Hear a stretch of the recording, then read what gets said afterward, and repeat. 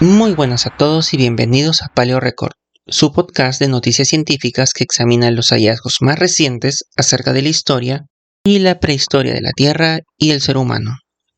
El día de hoy tenemos anacondas monstruosas, simios alcoholizados y al abuelo de Bruce. Allá vamos. Comenzamos con serpientes. Las serpientes son seres incomprendidos. De hecho, los humanos tenemos una tendencia a desarrollar miedo a las serpientes mayor a la tendencia de desarrollar miedo a los autos, a pesar de que los autos matan más gente por año. Con eso les digo todo. ¿Y qué puede ser peor que una serpiente? Una serpiente gigante. Un origen temprano del gigantismo en anacondas, revelado por el registro fósil. El siguiente artículo es de Andrés Alfonso Rojas y colaboradores y fue publicado en el Journal of Vertebrate Paleontology. Y bien, este estudio se realizó en un lugar muy especial de Venezuela, llamado Urrumaco. Esta región es muy rica en fósiles del Mioceno y contiene también un registro continuo de fósiles que van desde esta época hasta el Pleistoceno. El estudio se realizó específicamente en una serie de fósiles que van desde los 14.5 millones de años hasta los 6.8 millones de años, es decir, que abarcan el Mioceno medio y tardío. Los protagonistas de este estudio son las serpientes del género Eunectes, el cual es el nombre científico para las anacondas. Estas comenzaron a evolucionar su gigantismo poco después de separarse de su grupo hermano Epicrates, hace aproximadamente 34 millones de años. Para el Mioceno temprano llegaban a promedios de 4 metros de largo, y para el Mioceno medio ya habían alcanzado los 5.2 metros de longitud. Esta tendencia coincide con un cambio radical en el ecosistema. Verán, desde hace 23 millones de años, el noroeste del continente sudamericano se encontraba inundado por agua proveniente del Mar Caribe debido a un incremento global en el nivel del mar. El ecosistema en cuestión es conocido como el sistema Pebas y consistió en una serie de canales fluviales, lagos someros, pantanos y bosques húmedos que alcanzaron su máxima extensión durante un periodo conocido como el óptimo climático del Mioceno medio, entre 17 y 14 millones de años. Estas condiciones permitieron la aparición de reptiles gigantes como los cocodrilianos Gryposuchus, Mourasuchus y el famoso Purusaurus, así como tortugas gigantes, Stupendemis, que mencionamos en el episodio anterior. Lamentablemente, esta bonanza no duró para siempre.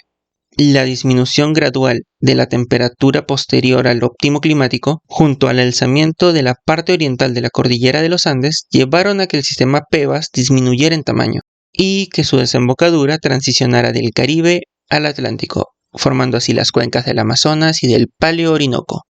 Este cambio radical llevó a la desaparición de casi todos los reptiles gigantes, con excepción de las anacondas. En la actualidad, las anacondas llegan a un tamaño similar al de sus antepasados. Sin embargo, se han registrado tamaños de hasta 7 metros en hembras de Eunectes murinus, la anaconda verde.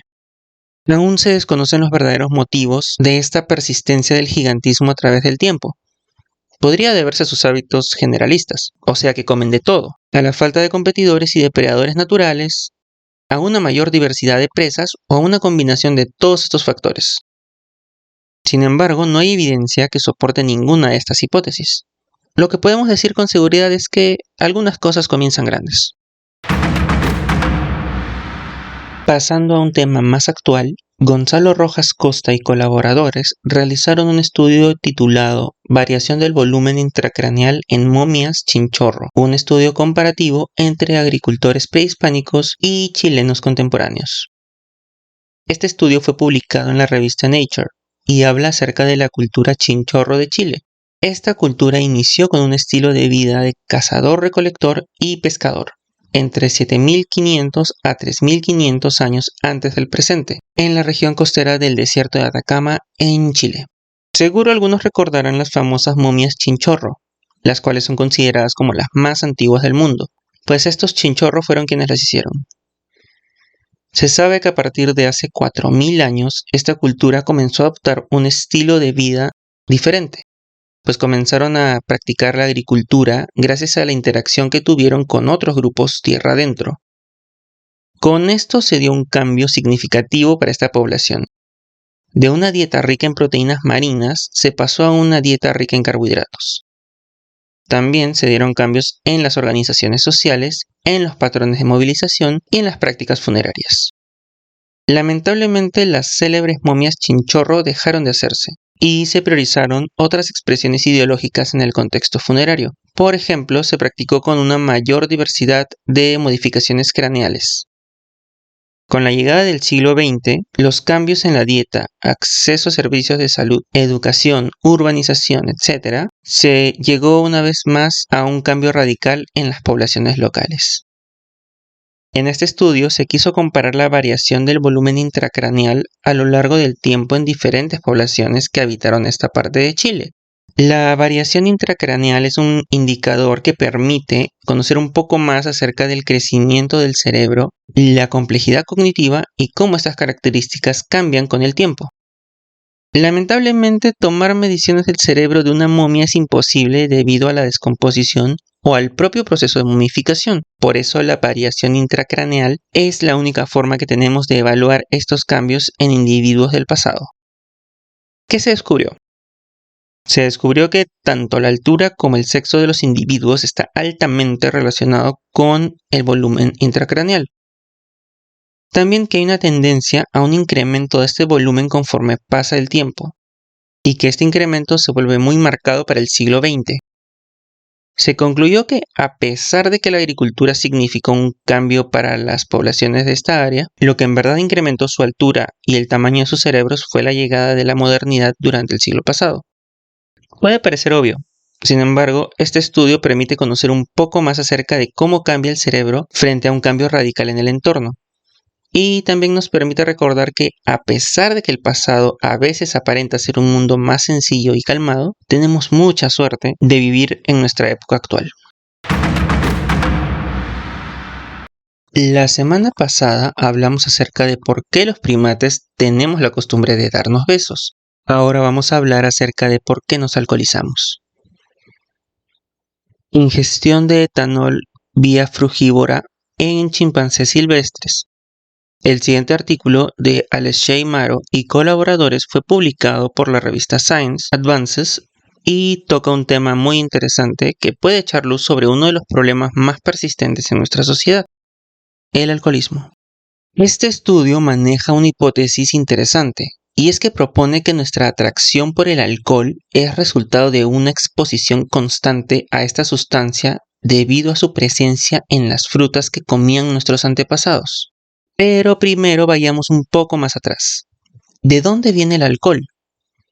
El etanol, que es un tipo de alcohol, de hecho es el tipo de alcohol que nosotros consumimos, es una sustancia producida por un proceso conocido como fermentación. Este proceso lo realizan microorganismos, principalmente levaduras, en condiciones de bajo oxígeno. Este proceso es terriblemente ineficiente para producir energía. Sin embargo, a veces no hay de otra. Ahora, hay levaduras que llevan esta estrategia a otro nivel. Cuando llegan a un ambiente con bastante azúcar, como una fruta, incluso cuando hay bastante oxígeno, deciden activar la fermentación, de tal modo que producen bastante alcohol que, en exceso, mata a toda su competencia y deja el ambiente libre de competidores. Finalmente, utiliza el abundante alcohol como fuente de energía principal y así asegura su supervivencia. Este proceso lleva ocurriendo desde hace aproximadamente 100 millones de años. Coincidentemente, el tiempo que han existido las plantas con flor y fruto, las angiospermas. Pero la cosa no acaba ahí. Como todos sabemos, el alcohol tiene un olor muy fuerte. Este olor puede haber sido un atractor para animales frugívoros al indicarles, hey, acá hay una fruta madura de buena calidad. De este modo, los animales consumían la fruta, excretaban las semillas y permitían la dispersión de semillas a través del mundo de los dinosaurios y más allá. Volviendo al presente, Los autores del estudio midieron las concentraciones de etanol en 13 especies de angiospermas consumidas por chimpancés de Ngogo en Uganda y de 6 especies de angiospermas de Tai en Costa de Marfil. Se encontró que el consumo de alcohol en ambos sitios es similar, que los chimpancés prefieren las frutas con una concentración de alcohol ligeramente superior a la media, en este caso los frutos de higo mucoso y de la ciruela de Guinea. También se encontró que, aunque la concentración de alcohol en estas frutas es baja, estos simios consumen una gran cantidad por día, lo cual lleva a que ingieran un promedio diario de 14 a 15 gramos de alcohol, lo cual, considerando su tamaño, es una dosis bastante mayor a la consumida por muchos humanos modernos, pues una bebida estándar contiene 10 gramos de alcohol. Básicamente los chimpancés se toman una bebida alcohólica y media por día. Aún así, todavía no está claro si los chimpancés buscan activamente el etanol o si, por el contrario, evitan las frutas muy fermentadas. Lo que sí podemos decir es que es muy probable que nuestros antepasados homínidos estuvieron expuestos al etanol prácticamente desde el inicio, y que esa atracción por el alcohol fue un rasgo muy útil para su supervivencia. Este fascinante estudio nos permite comprender un poco mejor el origen de esta conducta tan particular en nuestra especie.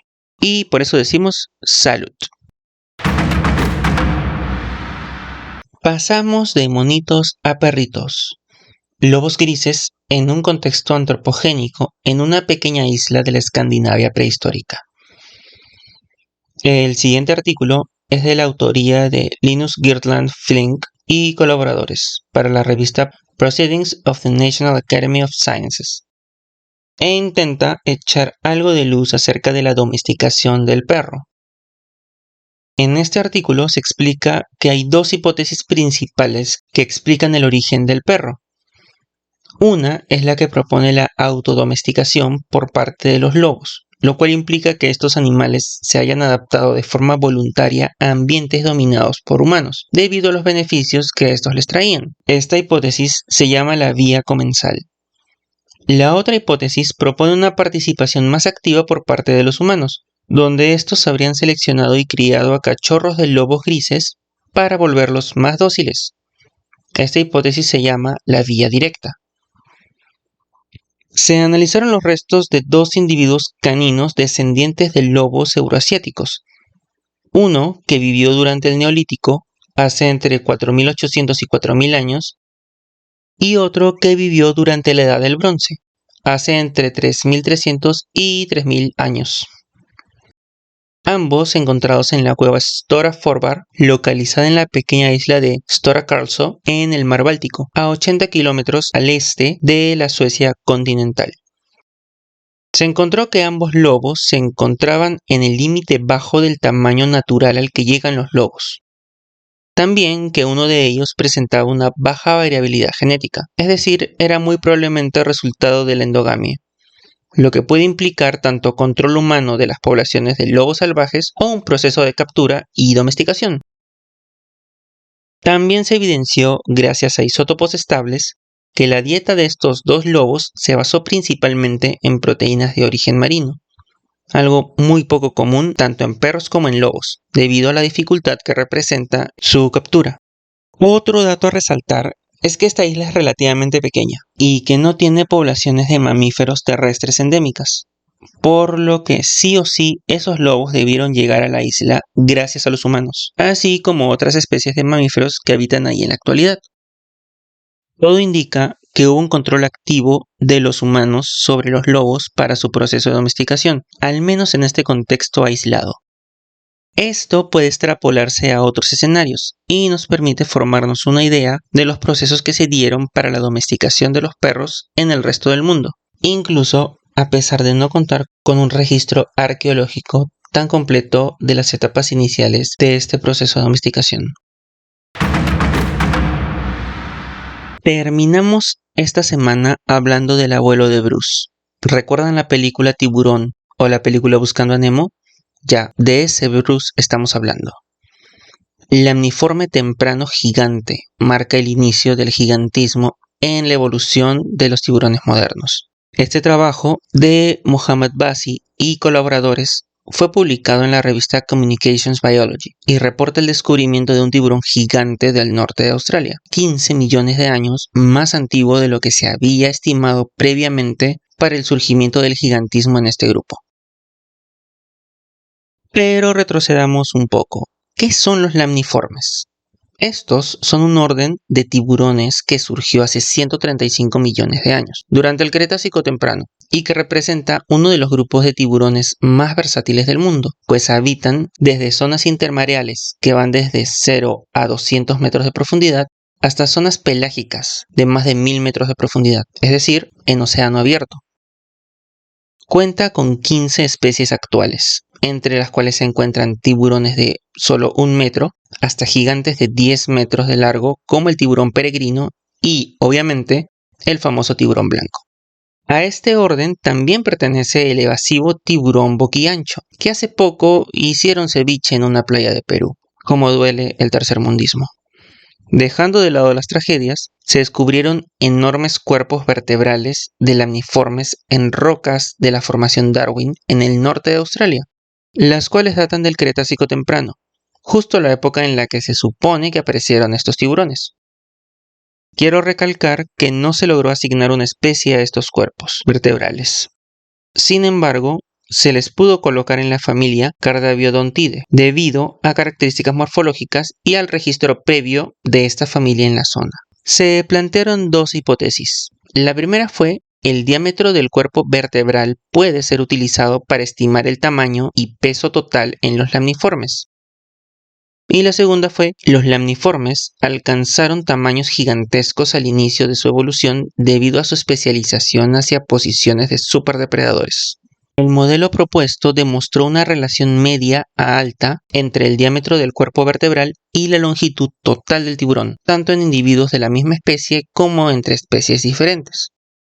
Lamentablemente, no se logró establecer cuál de las especies actuales es la más apropiada como comparación para estimar el tamaño de tiburones extintos.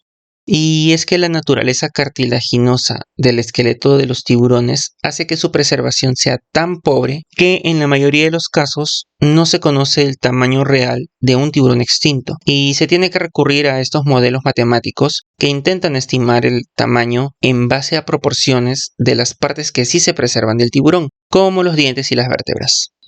La estimación de tamaño para estos tiburones australianos dio entre 5.7 a 7.8 metros de largo, lo que los posiciona a la par que los lamniformes gigantes del Cretácico tardío, los cuales llegaban a medir entre 5.3 hasta 9.8 metros de largo.